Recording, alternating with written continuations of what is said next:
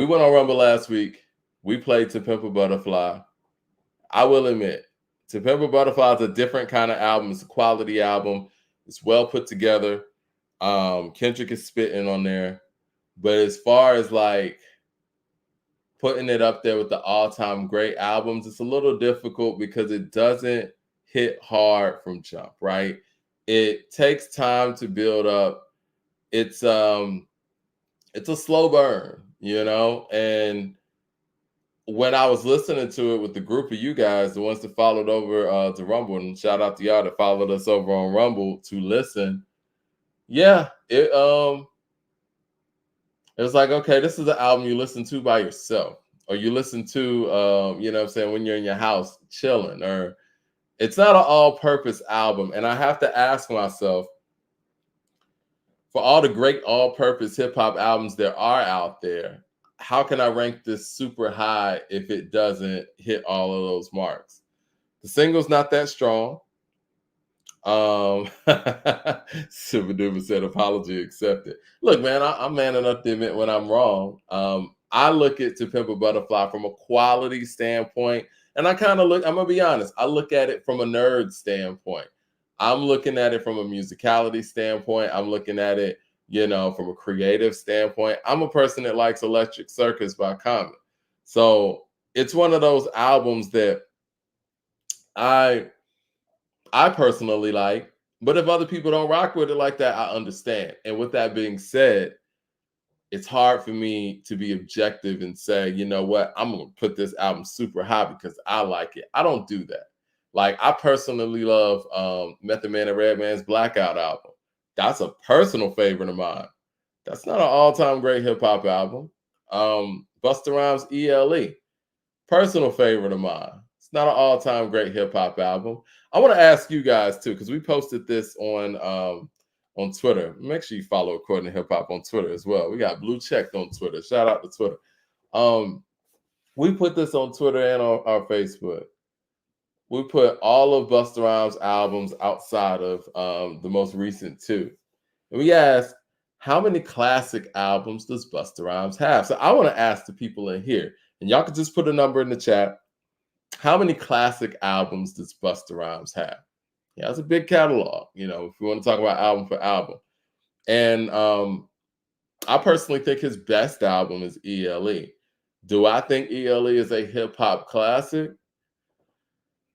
It's a classic for me personally, but if we're talking about the genre altogether, it's a tough sell. To me, if we're talking about the genre altogether, The Coming is probably the one you could get the best argument for. But then you look at The Coming, that came out in 96. When we talk about all the great albums of 96, how far do we have to go?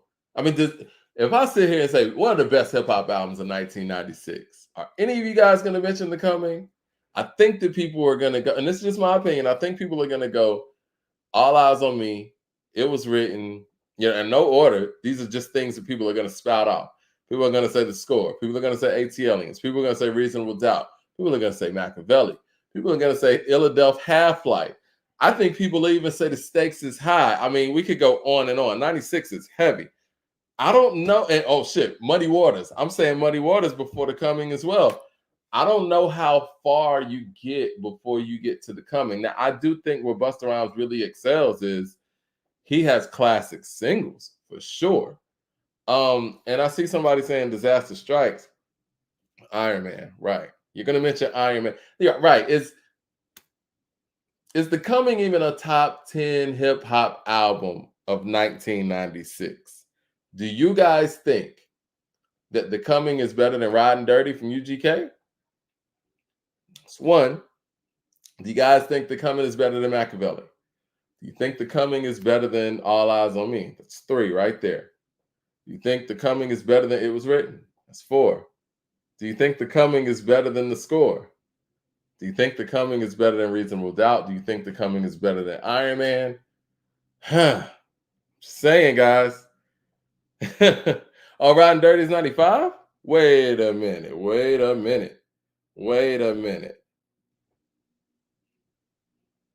Let's see. Mhm. No, we're not gonna let you lie on us online. If I'm wrong, I'm wrong. But I'm pretty sure. Yeah, July 30th, 1996. Riding dirty. Yeah, don't try to throw me off, man. I do this, man. Let's see. Best hit. Let me do this because maybe I'm missing some things, right?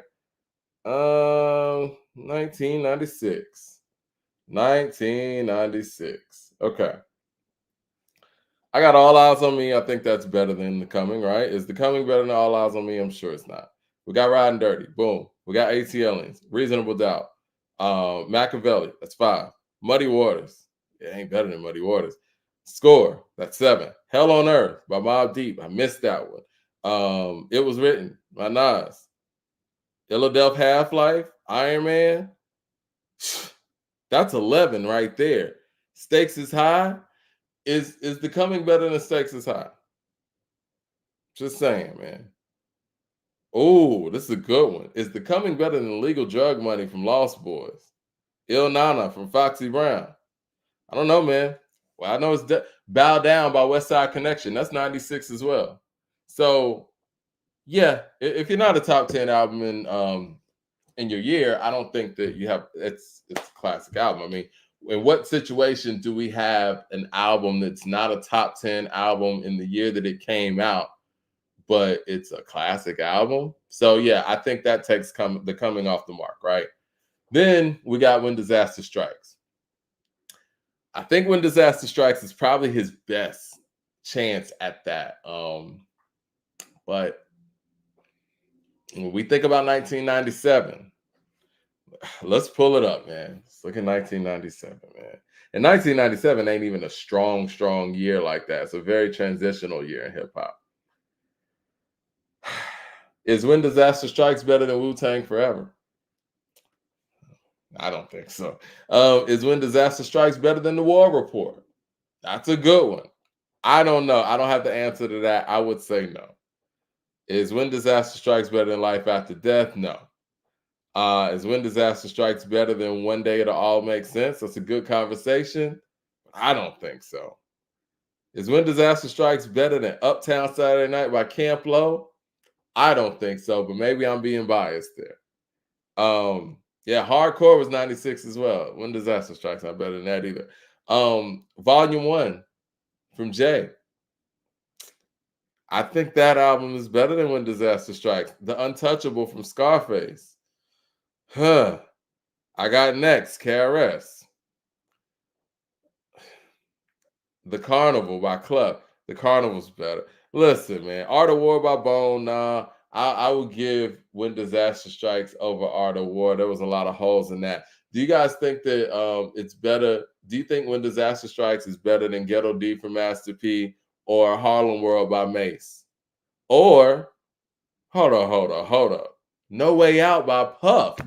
It might not be top 10 in 97. And 97 is far from 96. Yeah, so that's hard to say, man. You got a classic album if it's not top 10 in that year that it came out. ELE is his best chance, in my personal opinion. But again, that's 98. And I don't even want to run down the list of, you know what? I'll do this just because I'm here and this is what we're doing right now. I'm going to run this down 98. You guys think that ELE is better than Capital Punishment? I'm taking myself out of it because personally, I love ELE. I could quote every word from the album.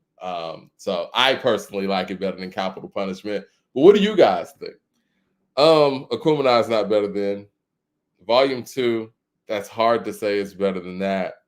400 Degrees by Juvenile, no. It's Dark and Hell is Hot, no.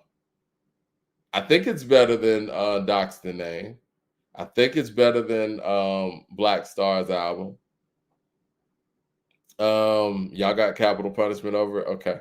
I think it's better than Still Standing by Goody Mob.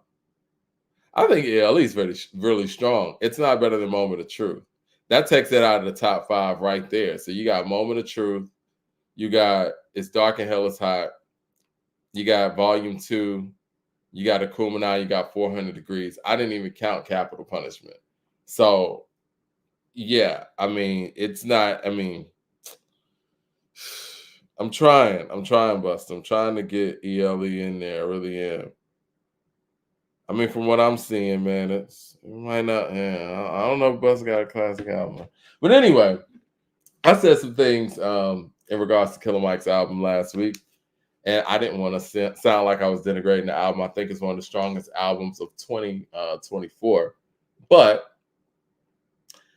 when I look at somebody like Killer Mike and the stature that he's at and the level that he's at as an MC and as an artist and as an overall figure representing the city of Atlanta, I I think like, okay, well, where where is Killer Mike dominant at, right? Like as an MC, I think he does a great job putting together projects, and he's been able to do that really over the past couple of years. I mean, I think with Michael and even with this most recent effort, I think the one that came out last week is better than Michael personally, but I think Michael's well put together as well. Um, and obviously rap music.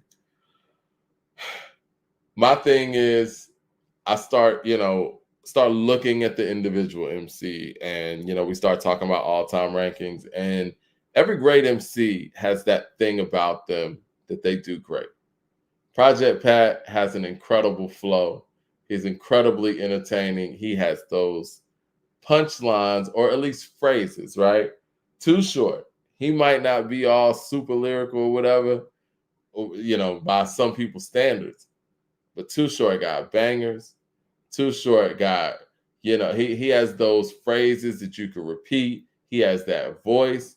Like if we're doing the individual MC attribute like we did a couple of years back, where does Killer Mike score the highest as an MC? Does he have a great rap voice? Does he have a great rap flow? Does he have great punchlines? Is he a great storyteller? Is he what I'm saying, from a lyrical standpoint, do you think that lyrically he runs circles around MCs? Like where is his strongest attribute? And on great albums, I feel like those things flourish the most. And all I was saying last week was I still don't know where Killer Mike is great as an MC, and I don't mean that in a mean way. Like even when I look at Big Boy's flow is vicious. You know what I'm saying? Like Big Boy can stop on a dime on some rhyming shit, and it's amazing. And he can adjust with pretty much anything, right? His versatility as an MC, jumping on Bombs Over Baghdad and doing what he did on there. Same thing with Dre. And so I even start looking in their crew. If I'm being objective here, and I'm not just talking about the catalog, and you guys think that Killer Mike's a good storyteller, okay? Where would his storytelling rank, like on a scale from 1 to 10, 10 being the highest? Because I'm trying to think of all of the stories that I would compile to make that argument. And I start thinking about, just the Dungeon family members alone. To me, Cool Breeze is captivating in ways that I haven't, connected with Killer Mike on, and that's no disrespect. Cool Breeze is awesome to me. Okay, Killer Mike's appeal is authenticity. Okay, I don't know if that is he's very believable. I will say that he's very convincing. But I think that authenticity that you're speaking about, Leroy, I think that really translates more so in an interviewing setting as opposed to the music. Like, and again, maybe this is just me, being a jaded Southern hip hop fan where our greats have crazy amounts of personality. I met Big Gipp. I interviewed Big Gipp.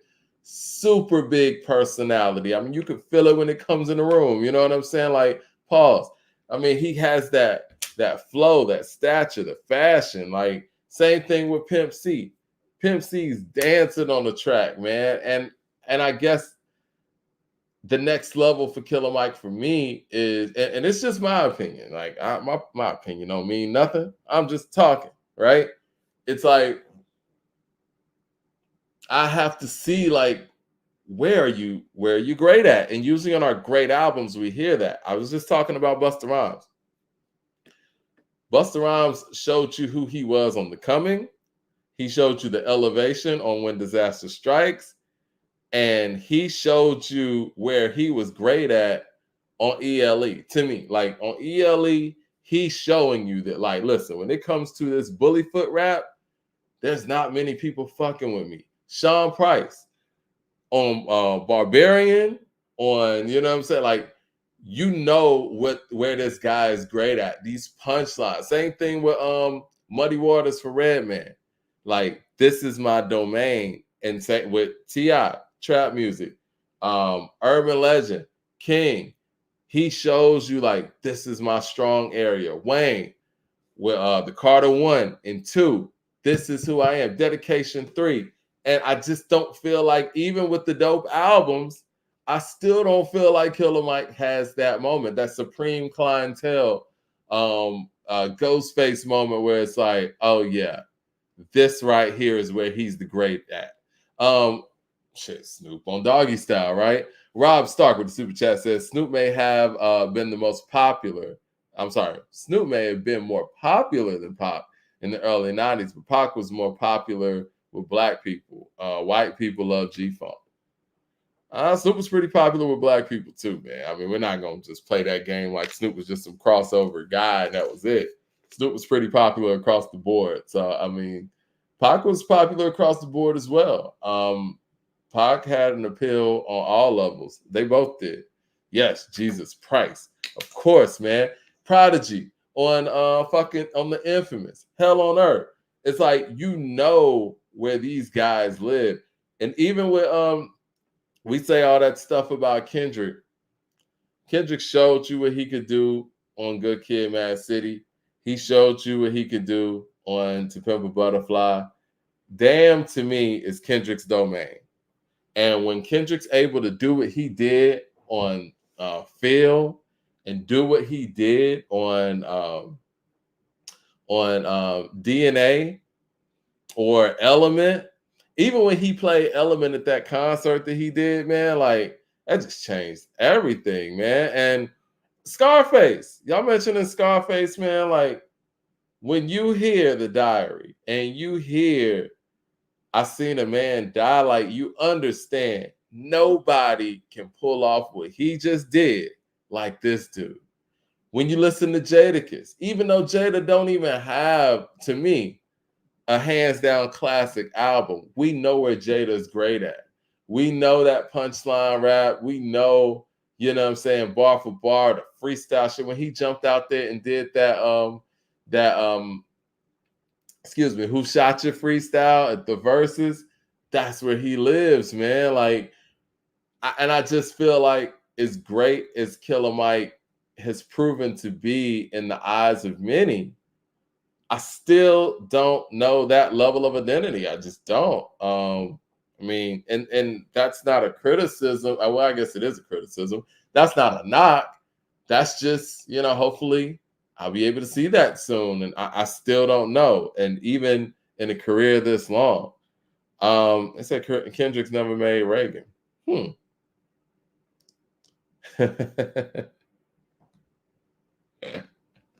Oh, Mad Max is such a Kendrick hater. Listen, that's all I was saying. But yeah, dope album, and I think that, you know, it's one of the best albums in hip hop so far this year.